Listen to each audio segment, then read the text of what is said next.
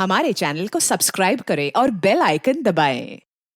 Ma'am यहाँ पे ना अभी क्योंकि आपके इतने सारे चाहने वाले जो आपको एडमायर करते हैं, मैं आपको खाली एक इन्फॉर्मेशन देना चाहता हूँ।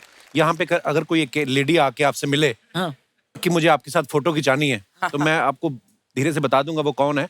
वो थोड़ा सा ध्यान रखिएगा क्योंकि आपके साथ फोटो खिंचवा के ना वो आगे यूके भेज सकती हैं प्राइम मिनिस्टर साहब को।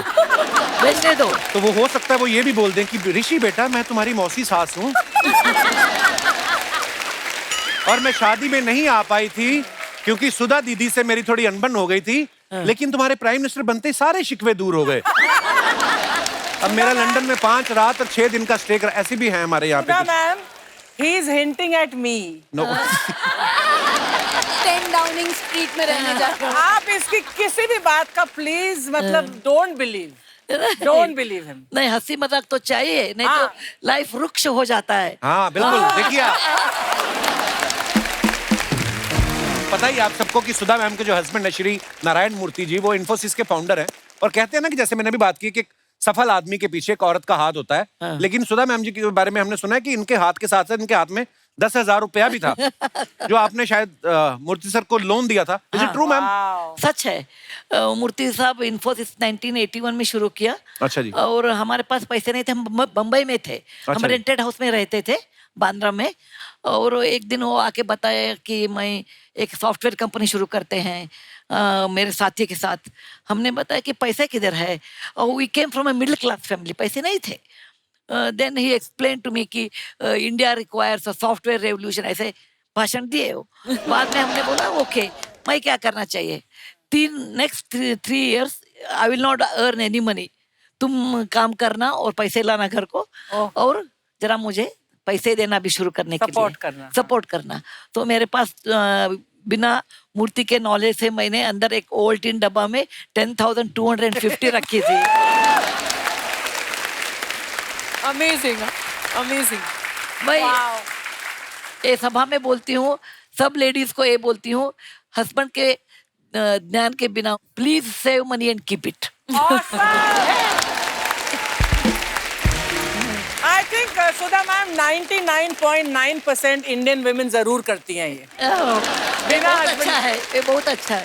वो 10,000 दिया, उसमें 10,250 था, ओनली 10,000 में हमने दिया, 250 इमरजेंसी के लिए रखा था। But I am the best investor in India. वो 10,000 रुपए क्या दिया है, अभी मेरे बिलियन मिला है। तो उसके बाद उन्होंने आपका उधार चुकाया कि बाकी पतियों की तरह कहते सब तुम्हारा ही है सुधा? नहीं, ऐसा वो किया तो भी हम आंसर देते हैं ना। मैं कुलकर्णी हूँ, बस शादी के पहले मैं कुलकर्णी थी। हम अकाउंट बहुत अच्छे रखते हैं, हमारा डीएन में है। तो हमने बताया नहीं, वो हमारा पैसा अलग, सब हमारा नहीं है, आपका भी रहने दो, लेकिन मेरा 10,000 का वो अलग है। सुधा मैम, ऐसा होता है ना जिसके पास पैसा नहीं है वो कमाने की सोचता रहता है, जिसके पास होता है वो डबल करने की सोचता रहता है।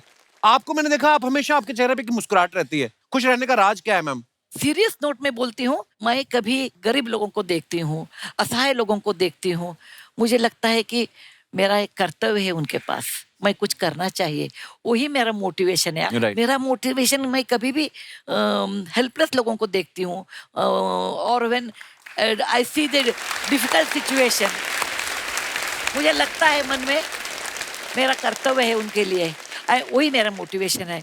मैं एक डॉक्टर की लड़की हूँ, मिडिल क्लास फैमिली से आई थी मैं, और हमारे घर में सिर्फ किताबें थे, और भगवान ने मुझे, मैं नारायण मूर्ति को शादी किया, उस समय वो अनएम्प्लॉयड थे।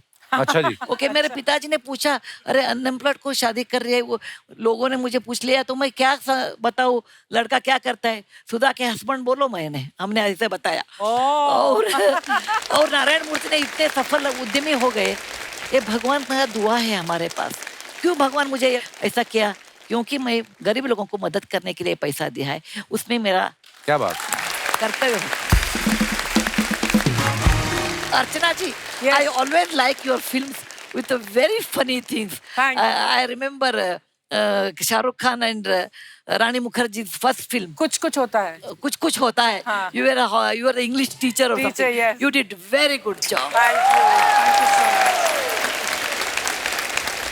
देखा कपिल, क्लास वाले लोग क्लास पहचानते हैं। इधर क्या कर रही फिर 5 साल से आप?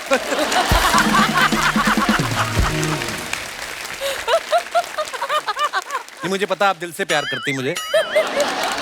दिल से बिल्कुल। पता है लड़की हो जाने मैंने पनीर लगा के रखी थी, आए बड़े उसके बाद मैंने पहले बोला था रिजल्ट का। दामाद जी समझा लो अपनी बीवी को, आज इसने मुझे एटीएम में से पैसे नहीं निकालने दिए। तो आप कार्ड से निकाला करो ना, स्क्रू ड्राइवर से क्यों निकालती हो आप? ये मेरी दूर की पत्नी है मैम, कजन वाइफ। मैं क्लियर कर देती हूँ, बेटर तो वो है, ये तो सिर्फ हाफ है। मम्मी तुम कौन सा 8 फीट लंबी हो, हाँ? जैसा पेड़ वैसा फल। ऐसा है अरे ऐसा है, पेड़ तो ये स्ट्रॉबेरी का था, लेकिन इसके डैडी जी अच्छे माली ना निकले। ये देख, वरना आज मेरी बेटी रवीना टंडन जैसी होती। सुधा जी ये माफ कीजिएगा, ये एक्चुअली मेरी सासू माँ है। मेरी जब शादी हुई थी ना, तो विदाई के वक्त गाड़ी को धक्का देखते देते ये और मेरे ससुर जी डिग्गी में बैठ के आ गए, तब से ये गए नहीं वापिस ही नहीं जा रहे हैं तब से ये। क्या दामाद जी, सास ससुर का ऐसे नहीं कहना चाहिए। सोचे दामाद जी, सास ससुर का आशीर्वाद हो तो दामाद प्राइम मिनिस्टर तक बन जाता है। क्यों सुधा जी? है कि नहीं? लेकिन सास शुड बी सिंपल होना चाहिए ना। आपको पता है ये हरकतें कैसी करती हैं? उस दिन मेरे लैपटॉप में ना ब्रेड में आलू डाल के लैपटॉप में रख दिया है। कहती सैंडविच मेकर काम क्यों नहीं कर रहा है? लैपटॉप बोलते हैं उसको। अरे दामाद जी भूल गए। क्या? जवाब दो अभी, जवाब दो। अरे जवाब दे रही थी मैं। अरे कहने को तो मेरे पास बहुत कुछ है दामाद जी, हाँ, लेकिन मैं जवाब दूंगी नहीं, क्योंकि आप मुझसे भी बड़ी औरत हो। आपने और 4 बातें सोच के रखी होंगी, ये है कि नहीं? मैंने भूल गई। बात कर रही है। एक तो तुम्हें मटर खाना बंद करो प्लीज। बाजार में जाके 2 किलो मटर खरीदे थे, आज मैंने 1 किलो बचा है सिर्फ। अरे तो क्या हुआ, जब तू मटर पनीर की सब्जी बनाएगी तो उसमें से मुझे मटर मत दियो, मैं पनीर खा के काम चला लूंगी, ठीक है? और आप पूछ रहे थे ना रवीना जी कैसा हूँ मैं, बस ये देख लो फंसा हुआ हूँ मैं इनके बीच। रवीना मैम, ये ना आप बैठी हैं इसलिए आपके सामने ये सब बोल रहा है, वरना कॉलेज के जमाने में ये मुझे बोल रहा था चीज बड़ी है मस्त मस्त, इसी की पसंद हूँ मैं। कॉलेज के टाइम में पढ़ाई का कितना प्रेशर होता है, प्रेशर में आदमी गलत फैसले लेता है, आपको पता ही है।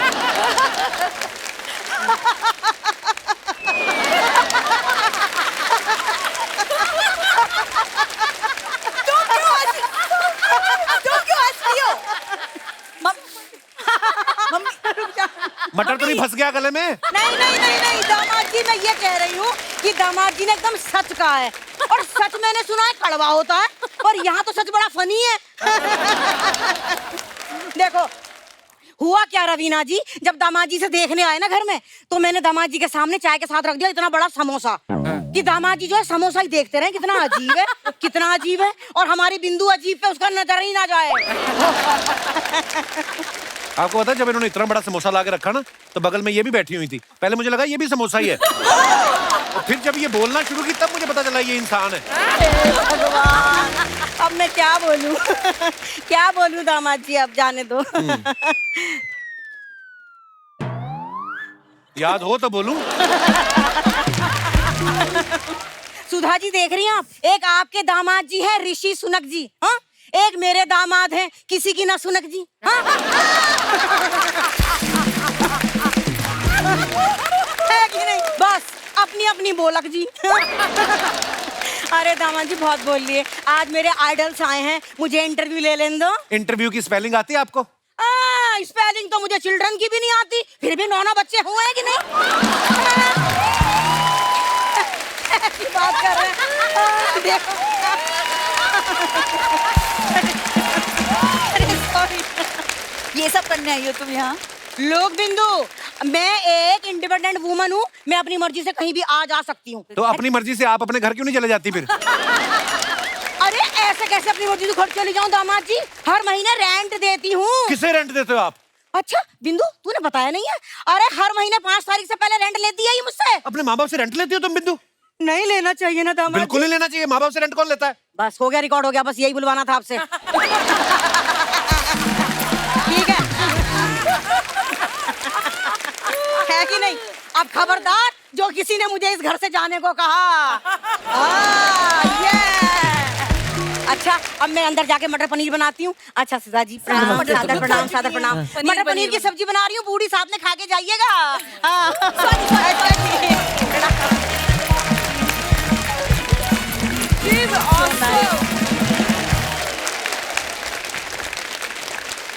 गुनीता, आपके बारे में सुना कि पहले जब ऑस्कर, जो उस समय हमारी प्रेसिडेंट थी प्रतिभा पाटिल जी, आपने कुछ चिट्ठी लिखी थी उनको, वो क्या किस्सा था वो?